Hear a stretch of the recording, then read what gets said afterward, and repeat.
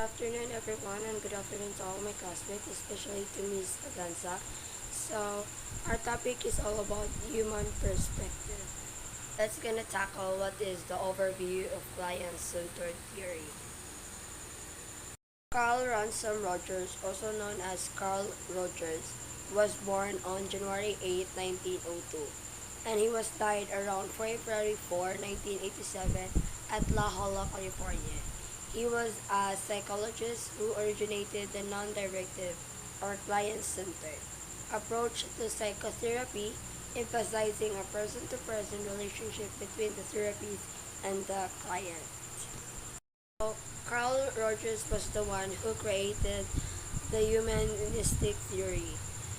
It is the personality that arose out of his experiences as a working psychotherapist. So those humanistic theory was based on the experiences of Carl Rogers as a psychotherapy. So despite the fact that he is better recognized as the creator of client-centered therapy, Rogers was a master therapist but only a reluctant theorist, who was first a theorist and secondly a therapist.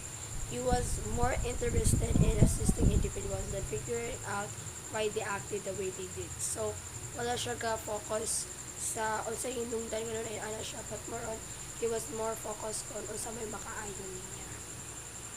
So, like what I said, Rogers developed those theory because of the experiences as a therapist. So, like many other personality theories, he did, however, constantly advocate for actual study to back up both his personality theory and his treatment strategy, in contrast to the majority of these other theories. Perhaps more than any other therapist theories, Rogers was pushed for a balance between sensitive and pragmatic research. Furthermore, Rogers was uncomfortable with the idea of theory. Despite developing a true internally consistent theory of personality, he was more prepared on assisting others rather than develop theories. He was concerned that his theory may indicate a certain amount of finality because theory seemed to him to make things too icy and distant. So around 1950s, at a midpoint in his career, Rogers was invited to write what was then called the client-centered theory of personality, and his original statement is found in Volume 3 of Sigmund Scott's Psychology, a study of a science. Even at that time, Rogers realized that 10 or 20 years, his theory would be different. Although many of his subsequent experiences altered some of these earlier ideas, his final theory of personality rests on that original foundation spilled out in the Koch series. That's all. Thank you. Good evening, everyone. My name is Rachel May E. Muro, and I'm your second reporter about the humanistic perspective. So my topic is all about person-centered theory. Person-centered theory is all about Carl Rogers. And Carl Rogers' concept of humanity remained basically unchanged from the early 1940s until his death in 1987. During the early years, his approach was known as non-directive, an unfortunate term that remained associated with his name for far too long. Later, his approach was variously termed client-centered, person-centered, student-centered, group-centered, and person-to-person. We use the label client-centered in reference to Rogers' therapy and the more inclusive terms person-centered to refer to Rogerian personality theory. We said that clearly formulated theories often are stated in an if-then framework. Of all the theories in this book, Rogers' person-centered theory comes closest to meeting these standards. So, there are two kinds of basic assumption. The first one is the formative tendency, and the second one is the actualizing tendency. So let's talk about the first one, the formative tendency. Formative tendency is believed that there is a tendency for all matter, both organic and inorganic, to evolve from simpler to more complex forms. for the entire universe, a creative process rather than a disintegrative one, is in an operation. Rogers called this process the formative tendency and pointed to many examples from nature. The second one is actualizing tendency. Actualizing tendency, an interrelated and more pertinent assumption, is actualizing tendency, or the tendency within all the humans and other animals and plants to move toward completion or fulfillment of potentials. The need for maintenance is similar to the lower steps on Maslow's hierarchy of needs. So the other one is there are two kinds also, the self and the self-actualization. So the self is an infants gradually become aware of their own identity as they learn what tastes good and what tastes bad, what feels pleasant and what does not. They then begin to evaluate experiences as positive or negative, using as a criterion the actualizing tendency. So the second one is self-actualization. So self-actualization is a subset of the actualization tendency and is therefore not synonymous with it. The actualization tendency refers to organismic experiences of the individual, that is, it refers to the whole person, conscious and unconscious, psychological and cognitive. Self-actualization is the tendency to actualize the self as perceived in awareness. So the next one is the self-concept. The self-concept includes all those aspects of one's being and one's experience that are perceived in awareness, though not always accurately by the individual. The self-concept is not identical with the organismic self. Portions of the organismic self may be beyond a person's awareness or simply not owned by that person's. For example, the stomach is part of the organismic self, but unless it malfunctions and causes concern, it is not likely to be part of one's self-concept. So the next one is the ideal self. So the second subsystem of the self is the ideal self, defined as one's view of self as one wishes to be.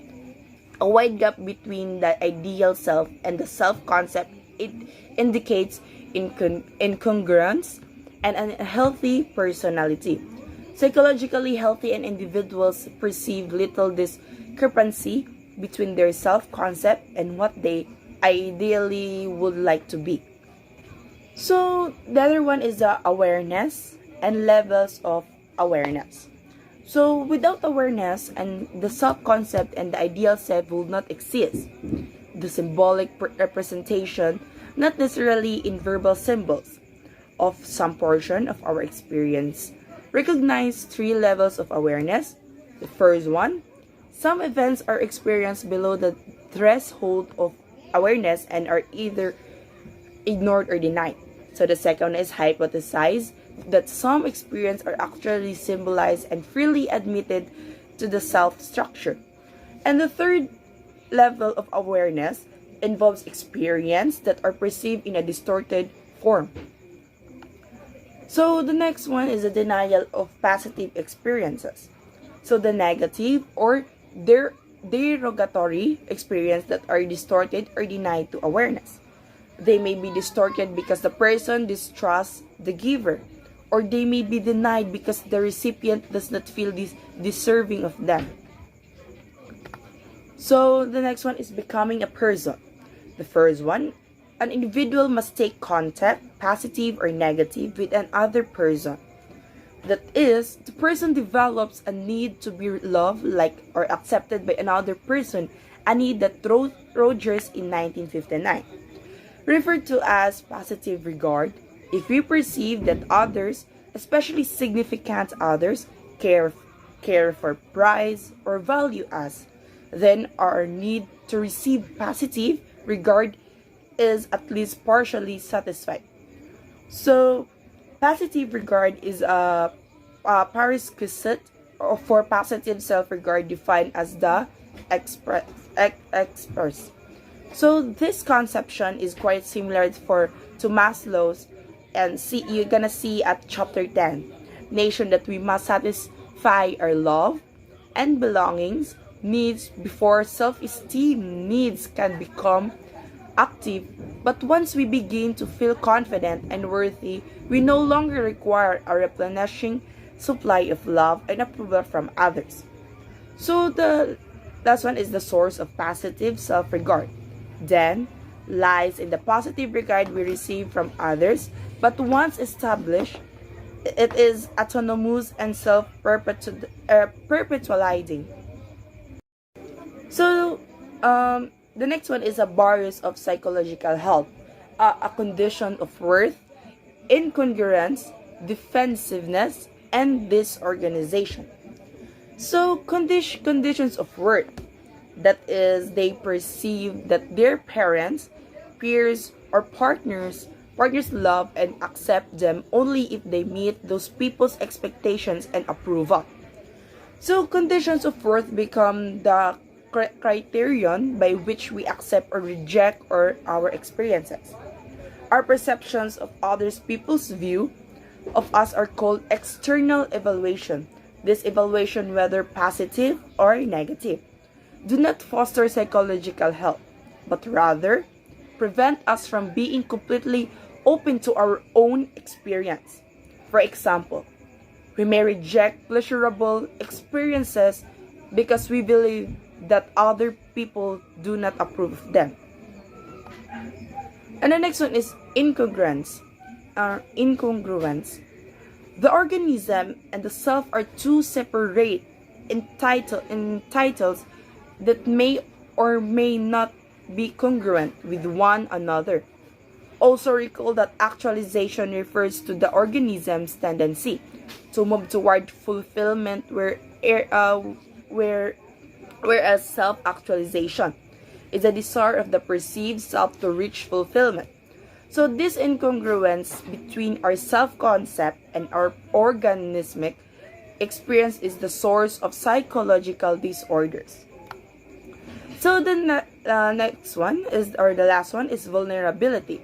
So vulnerability is the greater that incongruence between our perceived self or self-concept and our organismic experience. So the more vulnerable we are, Rogers in 1959 believed that people are vulnerable when they are unaware of the discrepancy between their organismic self and the significant experience. So the next one is the anxiety and threat. So vulnerability exists when we have no awareness of the incongruence within ourselves.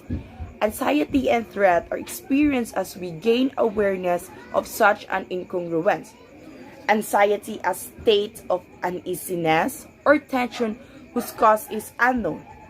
As we become more aware to the incongruence between our organismic experience and our perception of self, our anxiety begins to evolve into threat, that is an awareness that our self is no longer whole or congruent. So anxiety and threat can represent steps toward psychological health because they signal to us that our organismic experience is inconsistent with our self-concept. So the next one is defensive.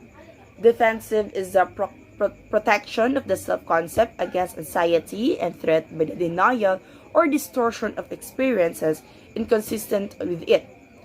The two chief defenses are distortion and denial. The first one is distortion. We misinterpret an experience in order to fit it into some aspect of our self-concept. We perceive the experience in awareness, but we fail to understand its true meaning. So in denial, we refuse to perceive an experience in awareness, or at least we keep some aspect of it from reaching symbolization. Denial is not as common as distortion because most experience can be twisted or reshaped to fit the current self-concept. So, The last one is disorganization. Disorganization can occur suddenly or it can take place gradually over a long period of time. Ironically, people are particularly vulnerable to disorganization during therapy, especially if a therapist accurately interprets their actions and also insists that they face the experience prematurely. In a state of disorganization, people sometimes behave consistently with their organismic experience and sometimes in accordance with their shattered self-concept. And uncomfortable with the terms neurotic and psychotic, preferring instead to speak of defensive and disorganized. So that's all. Thank you. Next topic is all about empathic listening and stages of therapeutic changes. Listening.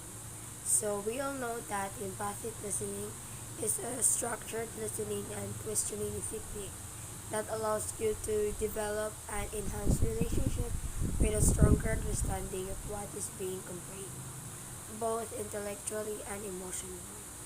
As such, it takes active listening techniques to a new level. So, empathic listening is all about listening and questioning technique.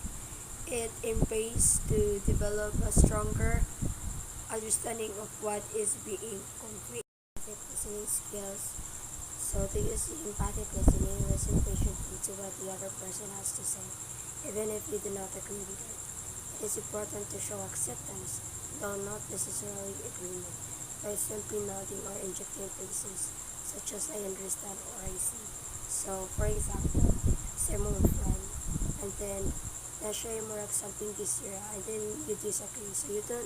So you must show acceptance, but not necessarily be agreement. So you just simply nodding your head or injecting phrases like I understand.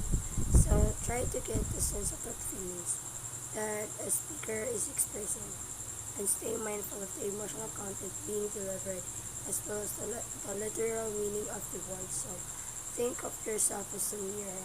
Repeat the speaker thoughts and feeling back to them.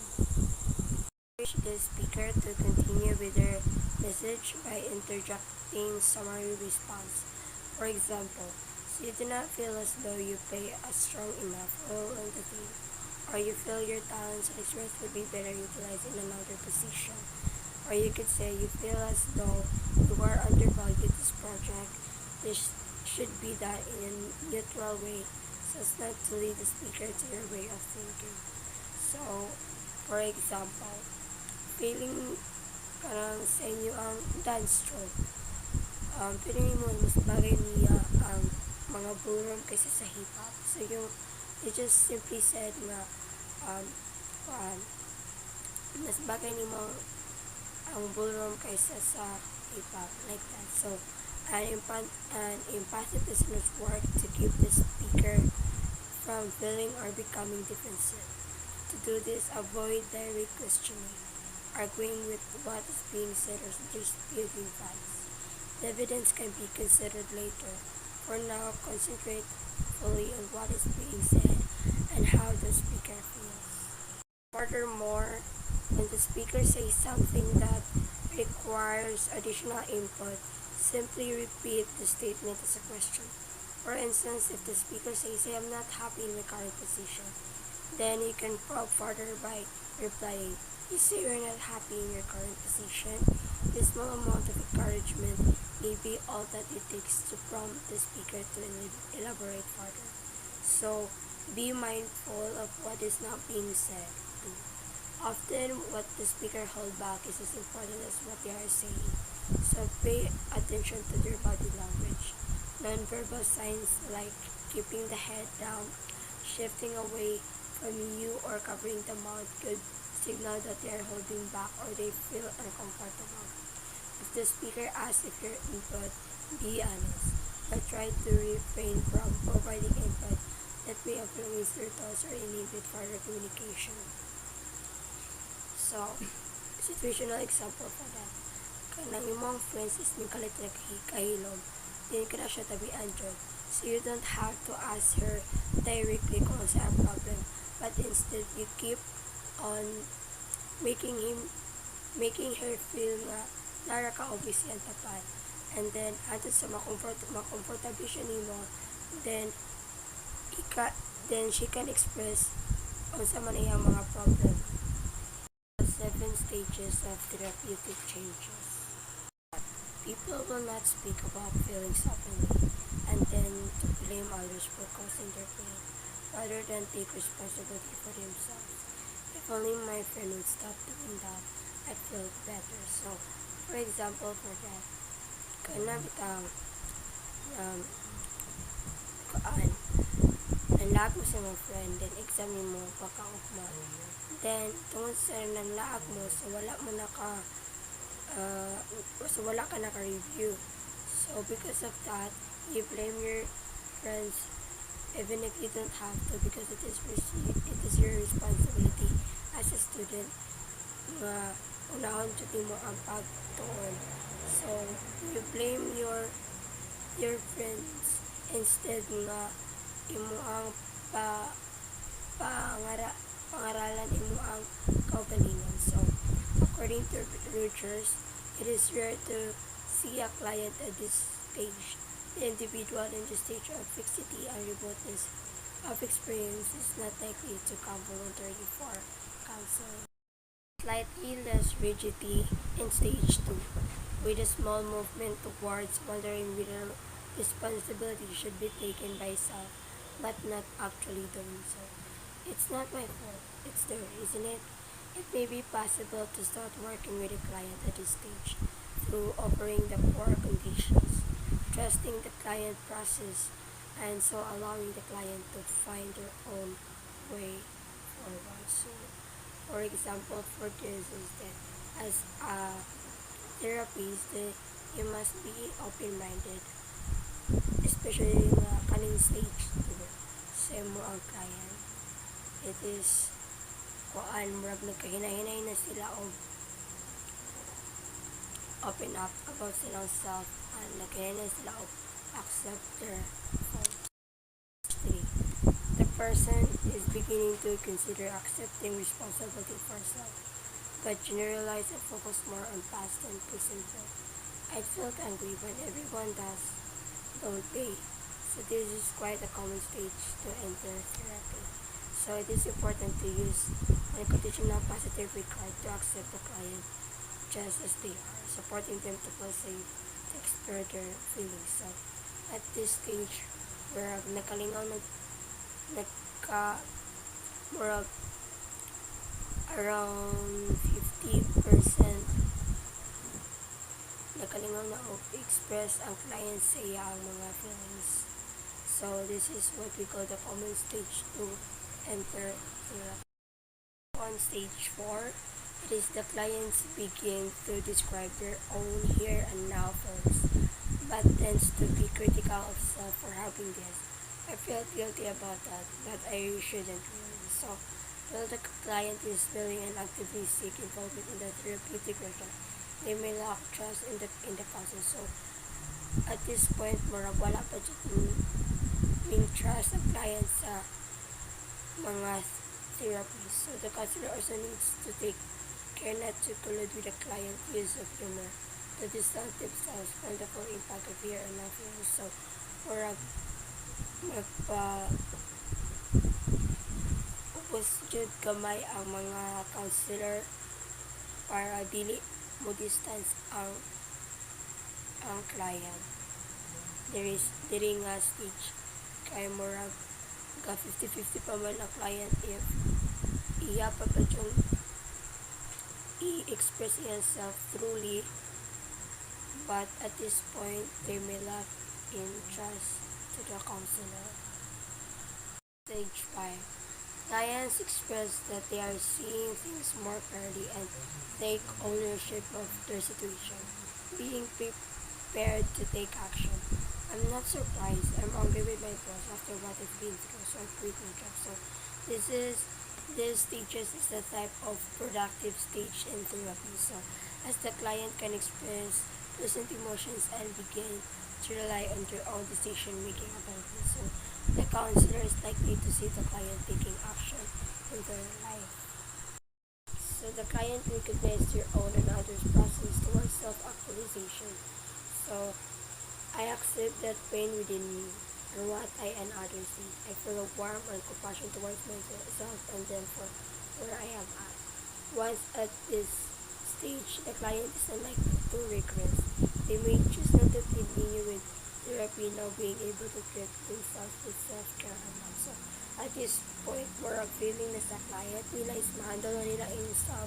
So, they think that it's di nila i-continue ang pag-therapy because they already can handle their self. We are likely to see a flowing, self-accepting person is open to the changes that life presents. So at this point, the client is already fully healed and don't need to go to the therapy. So they're now accepting their past and they're more focused in the present. So at this point, and as sila sa self-acceptance and self-love. That's all. Thank you.